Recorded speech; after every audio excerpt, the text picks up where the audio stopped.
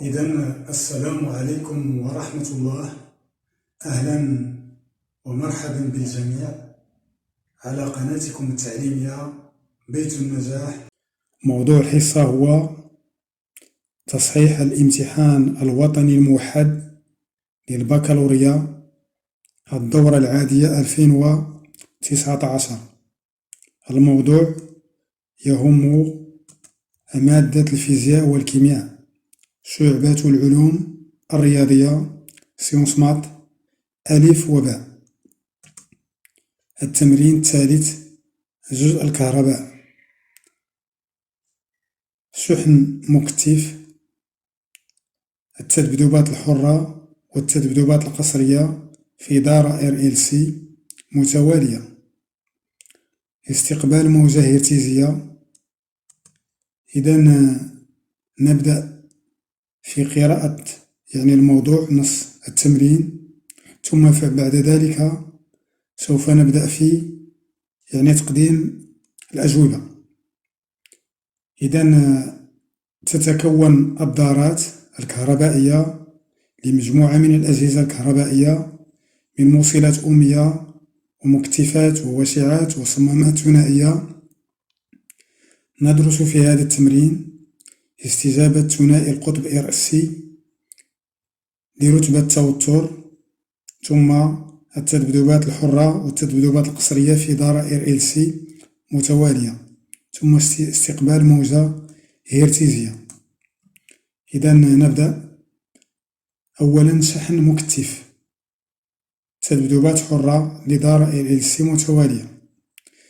إذا كمعطيات، يتكون التركيب الكهربائي الممثل في الشكل واحد من مولد مؤمثل للتوتر قوته الكهرومحركة E، مكثفين لهما نفس السعة C، موصل أومي مقاومته R قابل للضغط، وكذلك وشعة معامل تحريضها L قابل للضغط ومقاومتها مهملة. إذا مقاومتها مهملة يعني R يساوي صفر. قاطع التيار ك ذو موضعين، يعني عنده موضع واحد والموضع اثنان. إذا التبيانة هي كالتالي: مولد ثم قاطع تيار عنده موضعين، موضع واحد وموضع اثنان، ثم مكثفين مركبين على التوازي، ثم مقاومة موصل أمي له مقاومة R قابلة للضبط، وكذلك وشعة معاملها تحريضها قابل للضبط. نضبط المقاومة R على القيمة R صفر تساوي 1 كيلو أوم، ونضع القاطع في الموضع واحد. عند لحظة نتخذها أصلا للتواريخ T تساوي صفر. مكن نظام مسك معلوماتي ملائم من خط المنحنى الممثل لتغيرات التوتر EC في الشكل 2. يمثل T المماس للمنحنى عند النقطة ذات الأفصول T يساوي صفر. إذا المنحنى المحصل عليه في الشكل 2، إذا المنحنى ثم المماس في النقطة ذات الأفصول صفر، T يساوي صفر. السؤال الأول: أثبت المعادلة التفاضلية التي يحققها التوتر EC. حدد قيمة شدة التيار E مباشرة بعد إغلاق الدارة. تحقق من أن قيمة سعة المكثف C تساوي 120 نانو فراد. عندما يتحقق النظام الدائم نؤرجح القاطع ك إلى الموضع 2. إذا هنا أثبت المعادلة التفاضلية التي تحققها الشحنة K للمكثف في المرحلة الثانية، للمكثف المكافئ للمكثفين. ثم أثبت تعبير المشتقة بالنسبة للزمن للطاقة الكلية إنرجي توتال للدارة بدلالة R0 وشدة التيار E. ثم علل التناقص ديالها الطاقة الكلية خلال الزمن.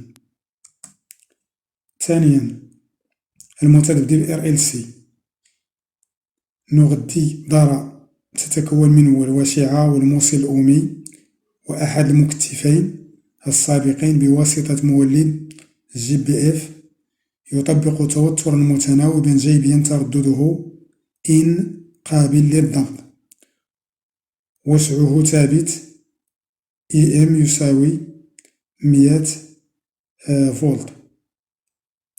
الشكل 3 نضبط معامل تحريض L للوشيعة على القيمة 2.5 ميلي هنري 2.5 ميلي هنري والمقاومة على قيمة R1. إذا الشكل هو هذا جي بي اف أمبير متر لتحديد قيمة شدة التيار، مكتف سي، وشيعة قابلة للضبط، وإير موصل أومي قابل للضبط. بالنسبة لتردد إن صفر تكون الشدة الفعالة للتيار قصوية هي إي صفر تساوي 0.71 أمبير.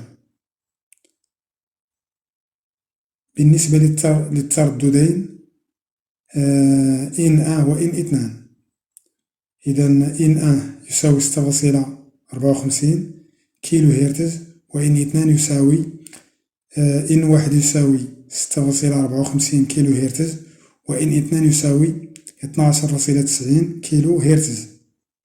إذا إن صفر غتكون بينهما. تأخذ الشدة الفعالة للتيار القصوي اللي هو تأخذ الشدة الفعالة للتيار القيمة إي إفيكاس تساوي 0.50 أمبير. 2 حدد قيمة إن صفر. تحقق من أن إن و إن اثنان تحدان المنطقة الممررة، واستنتج قيمة معامل الجودة، ثم احسب R1، ثم احسب عند الرنين الكهربائي القدرة المتوسطة المبددة بمفعول جول. استقبال الموجة هرتزية. إذا هنا عندنا لاستقبال موجة هرتزية نستعمل تركيبا مكونا من سلسلة إلكترونية تضم عدة أجهزة، إذا كما هو عندنا في الشكل. السؤال الأول: ماذا تعني إزالة التضمين للإشارة؟ ثم ثانيا المطلوب هو تحديد، عندنا تمثل المنحنيات اللي هما عندي 1 و2 و3 و4. إذا حسب الوضعية ديال K1 و K2. ثم السؤال هو: أقرن معللا جواب كل من توتر كي إم. إذا كي إم الهيكل، و إي توتر إي إم تي إم، تي مع الهيكل بالمنحنى الموافق له بالنسبة للمنحنيات 1 و2 و3 و4. إذا نبدأ الحل. إذا أثبت المعادلة التفاضلية التي يحققها التوتر إي سي. إذا ملي كنستعملو معادلة تفاضلية يجب أن نكتب فيها فقط التعبير ديال خاص بإي سي. الدالة إي سي المشتقة الأولى دي إي سي على دي تي، والمشتقة الثانية دي سكوند إذا وجدت.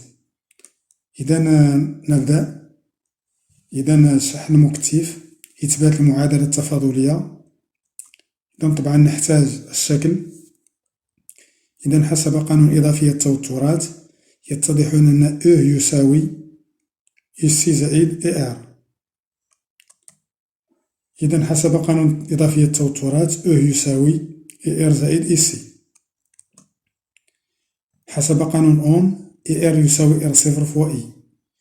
إي تساوي هي دي كي على دي تي،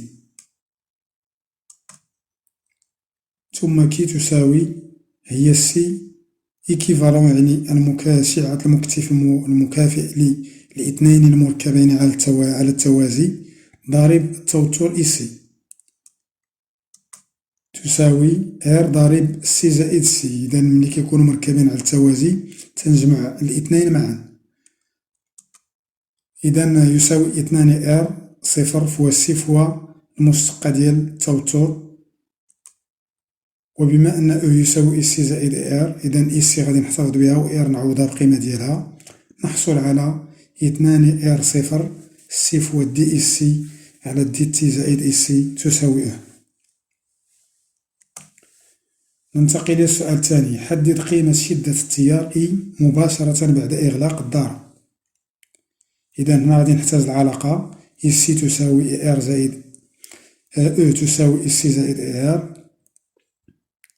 إذا إيسي تي في الزمن عند الزمن تي تساوي زائد إي آر في الزمن عند اللحظة تي تساوي أو. بغينا عند تي يساوي صفر، إذا تساوي صفر تساوي صفر. بالنسبة للمنحنى عندي التوتر إيسي يساوي صفر،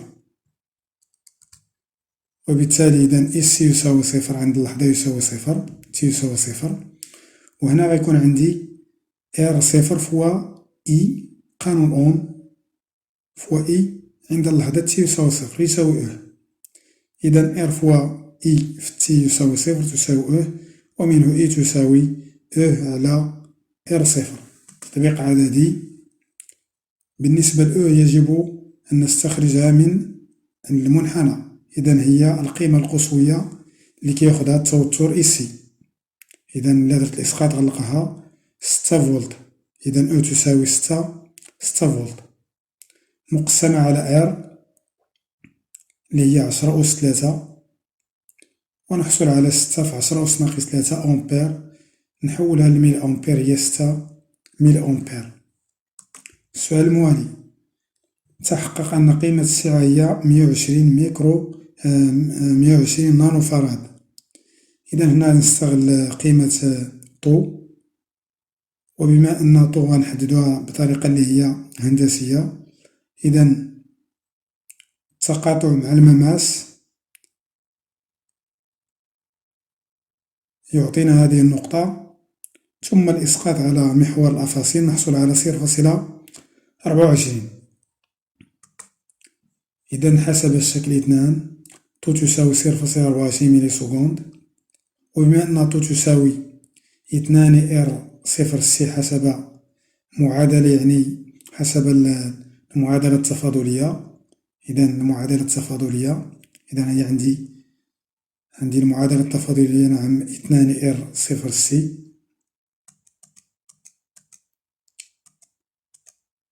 إذا طو تساوي 2 إر صفر سي، فإن السي تساوي طو على 2 إر صفر. تطبيق عددي. طو هي 0.24 في 10 أس ناقص 3 باش نحولها للسكوند، وهنا 2 فوا إر اللي هي واحد كيلو أوم، يعني 10 أس 3، ونحصل بالفراد ونحولها إلى النانو فراد. إذا النانو فراد هو 10 أس ناقص 6، إذا تساوي 120 نانو فراد. رابعا، إذا عندما يتحقق النظام الدائم نرجع القاطع التيار ك في الموضع 2. إذا السؤال، إذا غادي نوضعو الآن ك في الموضع الثاني، وبالتالي غادي نحصل على يعني شكل آخر. إذا أثبت المعادلة التفاضلية كي تي للمكتف المكافئ للمكتفين. إذا قاطع التيار ك في الموضع 2، إذا غادي يكون عندي ك في هذا الموضع 2، وبالتالي غادي يكون عندي إر المكتفين والوشعة. إذا طبعا دائما كنبداو بقانون إضافية التوترات. إذا إي إل زائد إي آر زائد إي سي يساوي صفر. إي إل تساوي إل فوا دي إي على دي تي زائد إر إر مقاومتها مهملة، إذا صفر تساوي إل فوا نعوض هاد إي بقيمتها اللي هي دي كي على دي تي بين قوسين. الاستقاق الثاني إذا هي إل فوا دي كي سكوند على دي تي سكوند، ثم كي تساوي هي سي إيكيفالون فوا إي سي، والسي إيكيفالون كتساوي هي دو سي لأن المكتفين مركبين على التوازي، ومنه إي سي تساوي كي على دو سي. حسب قانون أوم إي إر تساوي إر صفر فوا إي، إذا هي إر صفر فوا دي كي على دي تي، نعوض إي بالدي كي على دي تي، ونحصل على هذه العلاقة، ومنه دي سكوند غادي نحاول ندير المعامل ديالها يساوي 1، لذلك نقسم على إل ونحصل على دي سكوند ديال كي زائد ار صفر على ال فوا دي على دي تي ديال كي زائد واحد على اثنان ال سي كي يساوي صفر. السؤال الموالي: إثبات التعبير دي إنرجي توتال على دي تي الاشتقاق ديال الطاقة الكلية. إذا غنحددو التعبير أولا. إذا أو توتال تساوي أو إنرجي إلكتريك بلس إنرجي مغنيتيك، يعني الكهربائية زائد الطاقة المغناطيسية، تساوي إذا تساوي واحد على اثنان بالنسبة للكهربائية، واحد على اثنان سي إيكيفالون فوا إي سي أس اثنان، زائد واحد على اثنان إل إي أس اثنان بالنسبة للطاقة المخزنة في الوسيعة. إذا هنا الاشتقاق، إلا درت الاشتقاق، إذا هنا الاشتقاق ديال أس اثنان هو اثنان كينزل اثنان في المشتقة في إي اثنان ناقص واحد، بحال مثلا المشتقة ديال اف على بويسونس ان. اف على بويسونس ان هي ان فوا اف بريم فوا اف على بويسونس ان موان زان تماما. إذا هنا تساوي اثنان، غينزل هاد اثنان، إذا واحد على اثنان ثابتة غتبقى ثابتة، هادي اثنان كينزل مضروبة في او إيسي اثنان ناقص واحد هي واحد، إذا هي إيسي مضروبة في المشتقة ديال إيسي. نفس الطريقة هنا واحد على اثنان إل كونستونت مضروبة في اثنان غينزل مضروبة في إي لأنها اثنان ناقص واحد مضروبة في المشتقة ديال إي. غنختزل باثنان ونحصل على هذا التعبير. وبما أن كي يساوي التوتر إيسي فوا سي إيكيفالون، فإن دي إنرجي توتال على دي تي تساوي إيسي فوا إي زائد إل إي فوا دي إي على دي تي. إذا هنا عندنا دي إي سي على دي تي، إذا إي سي تساوي كي على سي إيكيفالون، نديرلها الاشتقاق وبالتالي تعطينا الاشتقاق ديال كي على دي تي اللي هي شدة التيار إي. غنختزل بالسي او إيكيفالون ونحصل على إي سي فوا إي زائد إل إي دي إي على دي تي تساوي إي، نعملو بإي، يمكن نعمل بإي، هنا غيبقى ليا إي سي وهنا غيبقى ليا إل دي إي على دي تي. الآن غادي نبحث على التعبير ديال إي سي زائد إل دي إي على دي تي ونستغل المعادلة التفاضلية. إذا لدينا هذا التعبير، إذا إل دي إي على دي تي زائد إر إي زائد إي سي يساوي صفر، إذا حسب قانون إضافية التوترات، ومنه إل دي إي على دي تي زائد إي سي يساوي ناقص إر صفر فوا إي.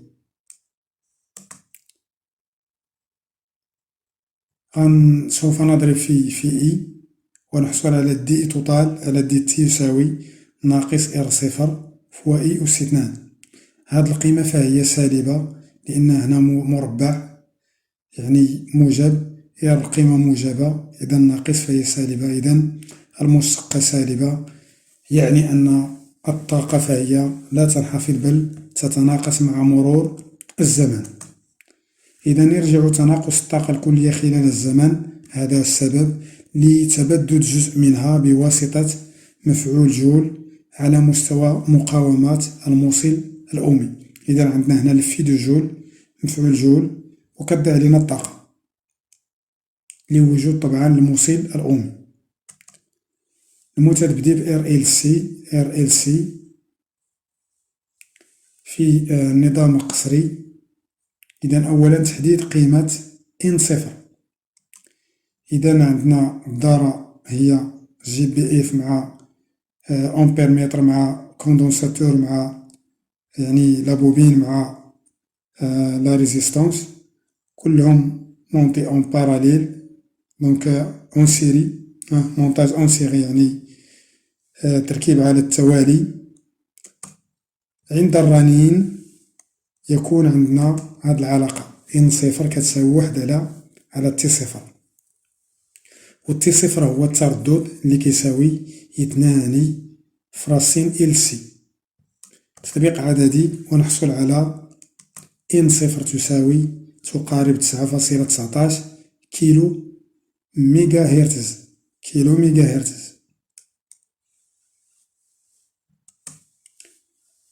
التحقق من أن إن واحد و إن اثنان كيحققو هاد الشرط.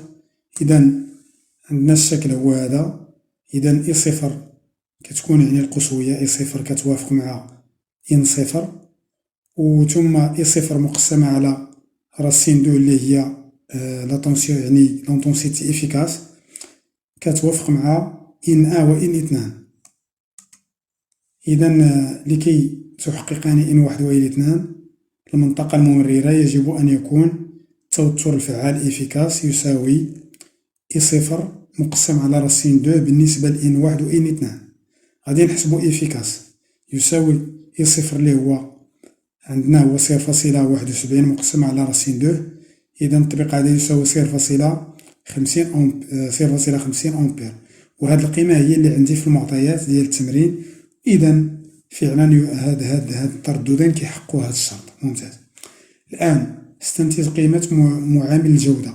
معامل الجودة التعبير ديالو هو إن صفر على دلتا إن اللي هو الفرق ديالهم اللي هو الفرق ديال إن مع إن دو. إذا إن دو موان إن تطبيق عددي نحصل على كي تساوي 1.44 طبعا بدون وحدة. السؤال الموالي حساب إر صفر. إذا عند الرنين الممانعة تكتب على هذا الشكل يعني تساوي إر أن. إذا الممانعة كتساوي ديال المقاومة في عند الرنين، وعندنا إي إم على إي إم. إذا تساوي إي إم على اللي هي ماكسيمال إي ماكس اللي هي الفعالة في راسين دو، وهذه راه عندي في المعطيات. إذا تساوي 100 مقسمة على 0.70 مضروبة في راسين دو. تطبيق عددي ونحصل على إر أ تساوي 100 أوم. حساب القدرة المبددة بمفعول جول عند الرنين. إذا القدرة تساوي إر صفر فوا إي أس 2. هذا علاقة. تطبيق عددي عندنا إر وعندنا شدة التيار. إذا تساوي 50 واط. استقبال الموجة هرتزية. إذا ماذا تعني إزالة التضمين للإشارة؟ إذا إزالة التضمين هي